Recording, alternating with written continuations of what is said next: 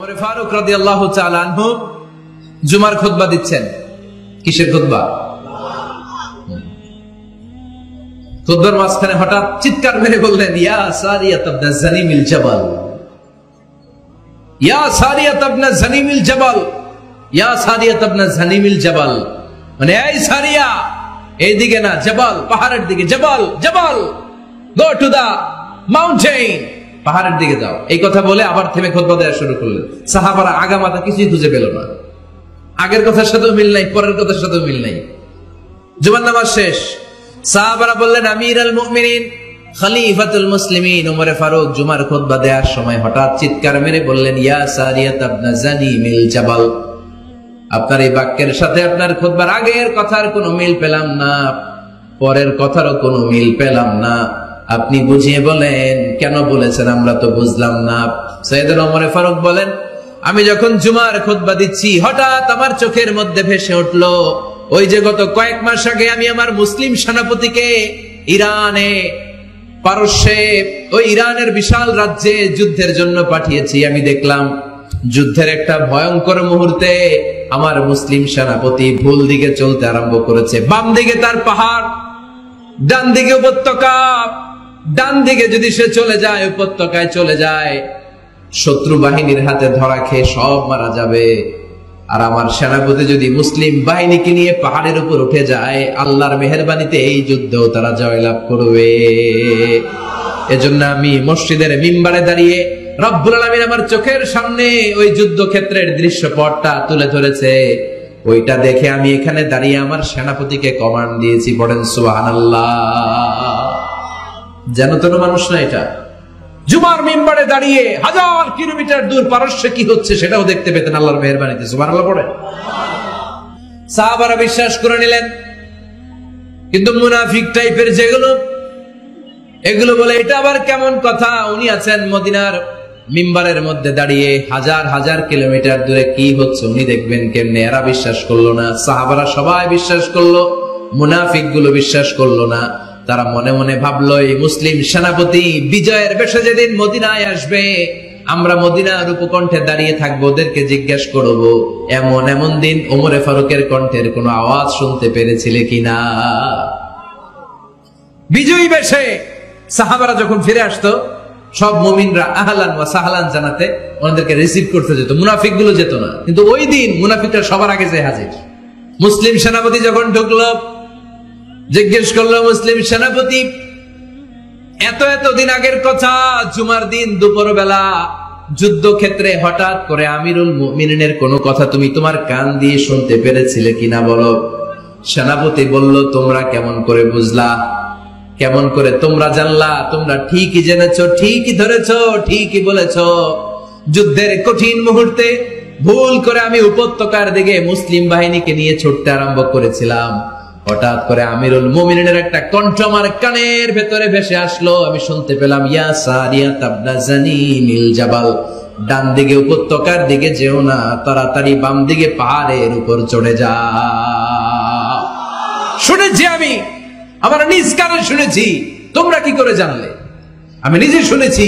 সেদিন আমিরুল মুমিনিনের এই ইনস্ট্রাকশন, এই গাইডলাইন যদি আমরা ফলো করতে না পারতাম, শত্রু বাহিনীর হাতে আমরা কচু কাটা হতাম। আমাদের চেহারা, আমাদের আত্মীয় স্বজনরা তোমরা কেউ দেখতে পেতে না। পড়েন সুবহানাল্লাহ। This is our super hero. আমাদের সুপার হিরোর নাম কি? চিল্লায় বলতে হবে, ওমর ফারুক রাদিয়াল্লাহু তাআলা আনহু। এভাবে গাইডলাইন দিয়েছেন উম্মাহকে, এভাবে ইনস্ট্রাকশন দিয়েছেন। ওমর ফারুকের ব্যাপারে বিশ্বনবী বলেছেন, আশাদ্দুহুম ফি আমরিল্লাহি উমর, আল্লাহর জমিনে আল্লাহর দ্বীন বাস্তবায়নের ক্ষেত্রে আমার ওমরে ফারুকের চাইতে কঠিন কেউ ছিল না। এজন্য ওমরে ফারুককে মুনাফিকরা জমের মতো ভয় পেত। কারা ভয় পেত? এমনকি শয়তানও ভয় পেত। সুবহানাল্লাহ পড়েন।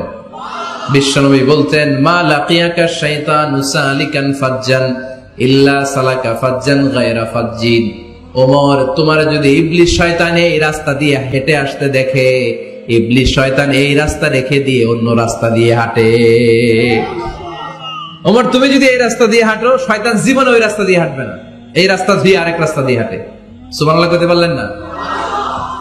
আল্লাহর হাবিব সাল্লাল্লাহু আলাইহি ওয়াসাল্লামের স্ত্রীরা মাঝে মাঝে রাসূল সাল্লাল্লাহু আলাইহি ওয়াসাল্লামের কাছে বায়না ধরতো, নবী আমাদেরকে এইটা দেন, ওইটা দেন, আমাদের ঘরে এইটা নাই, ওইটা নাই, বিশ্বনবীকে আমার কাছে কিচ্ছু নাই, থাকলে এমনি থাকো, নাইলে যাও।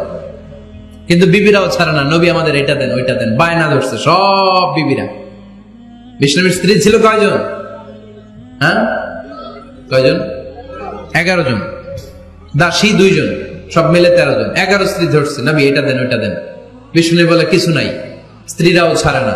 ইন দ্য মিন টাইম বিশ্বনবী হঠাৎ একটা সালাম শুনতে পেলেন। কে যেন দরজার মধ্যে এসে দাঁড়িয়ে নক দিচ্ছে আর বলছে আসসালামু আলাইকুম ওয়া রাহমাতুল্লাহ। বিশ্বনবী সালামের উত্তর দিলেন ওয়া আলাইকুম আসসালাম ওয়া রাহমাতুল্লাহ। আর বিশ্বনবী বুঝতে পেলেন এটা সাইয়েদনা ওমর ফারুকের কণ্ঠ। কার কণ্ঠ? সালামের উত্তর দিয়ে বিবিদের দিকে তাকায় দেখে একটা বিবিও নাই, সব অন্দর মহলে দৌড়। সুবহানাল্লাহ কইবেন না? এটারে ভয়ের কারণে দৌড় এটা বলে না, শ্রদ্ধার কারণে, তার হাইবাতের কারণে। হাইবাত, পার্সোনালিটি, এটাকে বলে হাইবাত ওমর। ওমর ফারুকের হাইবাত, পার্সোনালিটি এত স্ট্রং ছিল, ওনাকে দেখলেই মানুষ ভয় পেত। ইসলামের জন্য ভয়। সুবহানাল্লাহ পড়তে হবে। বিশ্বনবীর কলিজার টুকরা স্ত্রী আম্মা জান আয়েশা রাদিয়াল্লাহু তাআলা আনহা, উনি নিজে ওমর ফারুককে ভয় পেতেন, নিজেও ভয় পেতেন। মাঝে মাঝে বিশ্বনবীর সাথে ঝগড়া হয়ে গেলে, মধুর ঝগড়া, ভালোবাসার ঝগড়া যদি হয়ে যেত, বিশ্বনবী বলতেন আয়েশা চলো মিটমাট করে ফেলি, ঝগড়া করার কয়দিন থাকবো, চলো মিটমাট করি। তো মিটমাট করার জন্য রাজি আছো? আম্মা জান আয়েশা বলতেন হ্যাঁ রাজি আছি। তো কারে আনা যায়? ওমর রে ডেকে আনি মিটমাট করার জন্য। আয়েশা রাদিয়াল্লাহু তাআলা আনহা বলে ওরে বাপ রে বাপ, ওমর না না, ওমর গালিজ, ওমরে ফারুকের ভয় লাগে আমার। সুবহানাল্লাহ কইবেন না? বিশ্বনবী যখন বলতেন আয়েশা তাহলে তোমার আব্বুকে ডেকে আনি, আম্মা জান আয়েশা বলতেন ঠিক আছে আব্বুরে ডেকে নিয়ে আসেন।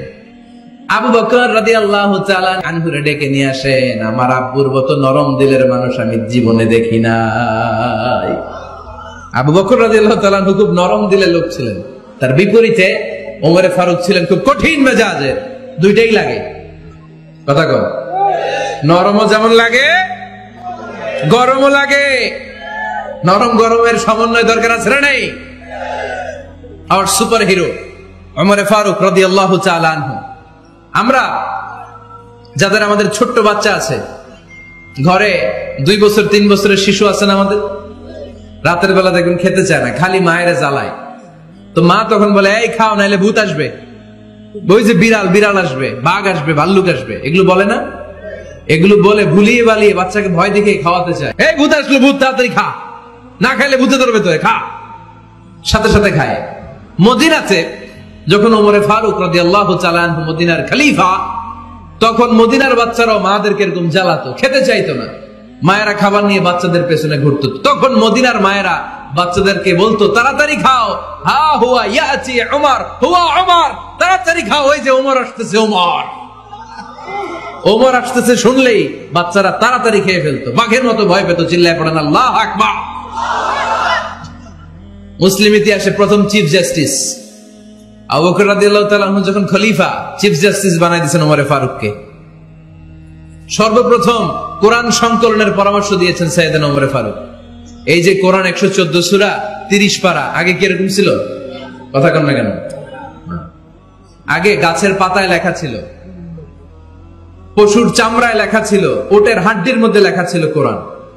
এভাবে যখন হাফেজে কোরআন সাহাবারা শহীদ হতে আরম্ভ করলো, এক যুদ্ধে টানা 70 জন হাফেজে কোরআন সাহাবা নিহত হলেন, শহীদ হলেন।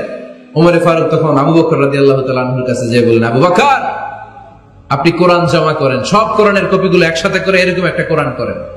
আবু বকর বললেন না, আমার নবী যেটা করেন আমি এটা করতে পারি না।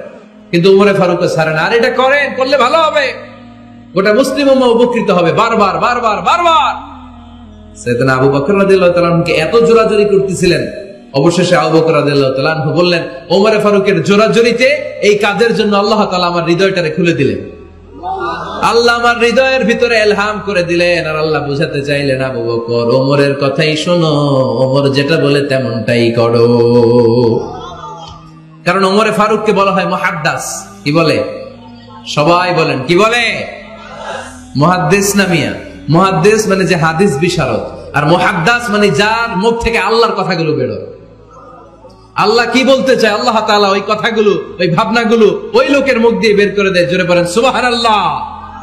বিশ্বনবী বললেন লিকুল্লি উম্মাতিন মুহাদ্দাস, সব উম্মতের মধ্যে আল্লাহ তাআলা একজন করে মুহাদ্দাস পাঠায়, আমার উম্মতের মধ্যে মুহাদ্দাস লোকটার নাম হলো ওমর। বিভিন্ন সময়ে ওমর ফারুক যেমনটা ভাবতেন ঠিক তেমন তেমন কোরআনের আয়াত পাঠিয়েছে কে? মদিনার সবচেয়ে বড় মুনাফিকের নাম হচ্ছে আব্দুল্লাহ ইবনে উবাই ইবনে সালুল। নাম শুনছেন? মুনাফিক চিনেন তো আপনারা? ভিতরে এক বাইরে আরেক, তার নাম সর্দার হচ্ছে আব্দুল্লাহ ইবনে উবাই ইবনে সালুল। ইন্তেকালের পরে তার ছেলে আব্দুল্লাহ এসে বলে, ইয়া রাসূলুল্লাহ, এটা চমৎকার ঘটনা, মনোযোগ দিয়ে শুনেন। ইয়া রাসূলুল্লাহ, আমার আব্বা আব্দুল্লাহ ইবনে উবাই ইবনে সালুল মুনাফিকদের লিডার, আপনিও জানেন আমিও জানি, কিন্তু আমার তো বাবা, আমার কি, আমার তো মায়া লাগে। ইয়া রাসূলুল্লাহ, আমার আব্বা ইন্তেকাল করেছে, আপনার গায়ের একটা জামা খুলে দেন। কি খুলে দেন? এই জামাটা দিয়ে আমার বাবার দাফন দেব, আর আপনি যে আমার বাবার জানাজার নামাজের ইমামতি করবেন, আসেন। ওমর ফারুক বললেন, না, আপনি যাবেন না। বিশ্বনবী দয়ার নবী, মায়ার নবী, রহমতের নবী, মায়া লেগে গেছে, আব্দুল্লাহর চোখের পানি দেখে যেতে আরম্ভ করলেন। ওমর ফারুক বললেন, খবরদার, নবী যাবেন না। বিশ্বনবী যাওয়ার জন্য রওনা হলেন। ওমর ফারুক বিশ্বনবীর জুব্বা টেনে ধরলেন। সুবহানাল্লাহ কোন? আমাদের দেশে হইলে কি বলতাম আমরা? বেয়াদবি করছে না? না, সম্পর্কটা এমন ছিল। ওমর ফারুক জুব্বা টেনে ধরেছেন। যখন আল্লাহ আয়াত নাযিল করলেন, ইস্তাগফির লাহুম আও লা তাস্তাগফির লাহুম ওয়া ইন তাস্তাগফির লাহুম 70 মাররাতান ফালাই ইয়াগফিরুল্লাহু লাহুম। বিশ্বনবী ওমর ফারুককে সরিয়ে দিয়ে জুব্বাটা হেঁচকা টান মেরে জানাজার নামাজের ইমামতি করে আসলেন। আসার সাথে সাথে ওমর ফারুকের পক্ষে আল্লাহ আয়াত নাযিল করলেন, নবী, ইস্তাগফির লাহুম আও লা তাস্তাগফির লাহুম, আপনি মুনাফিক সর্দারের জন্য ক্ষমা চান কিংবা না চান, জুব্বা দেন কিংবা কাঁদেন, যাই করেন না কেন, 70 বার যদি এই মুনাফিক সর্দারের জন্য আপনি ক্ষমা চান, আমি আল্লাহ আপনার এই দোয়া কবুল করব না। খবরদার, এটাই ফার্স্ট, এটাই লাস্ট, আর কোন মুনাফিকের জানাজা দিতে আপনি যাবেন না। ওমর ফারুকের পক্ষে কোরআনের আয়াত নাযিল করেছে কে? ওইরকম ওমর আমাদের কয়টা লাগবে? চিল্লায় বলতে হবে কয়টা? কারণ সাইয়েদনা ওমর ফারুক আমাদের অনুপ্রেরণা, সাইয়েদনা আবু বকর আমাদের অনুপ্রেরণা, হামজা আমাদের অনুপ্রেরণা, সাইয়েদনা বেলাল ইবনে রাবাহ আমাদের অনুপ্রেরণা। নায়ক নায়িকা, গায়ক গায়িকা আমাদের অনুপ্রেরণা নয়। এজন্য আমরা সাহাবীদের জীবনী পড়ব। রাজি আছেন?